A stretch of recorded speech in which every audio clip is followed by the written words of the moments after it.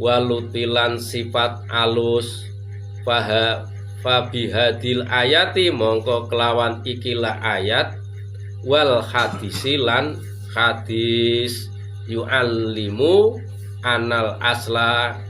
yu'allimu wusdin weruhaken opo anal asla temen setune kang dadi asale, kang dadi pondasine, kang dadi asale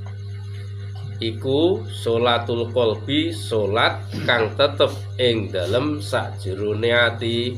Fa iza ghafala mongko ari kalane lali sapa wong ngan hadi sholati saking ikilah salat fasadat mongko rusak apa sing rusak sholatuhu sholate wong.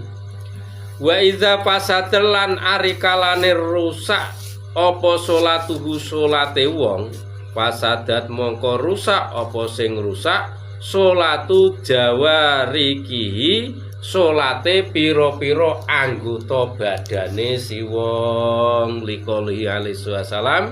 krana dawuh Kanjeng Nabi Muhammad sallallahu alaihi wasallam ila akhirih.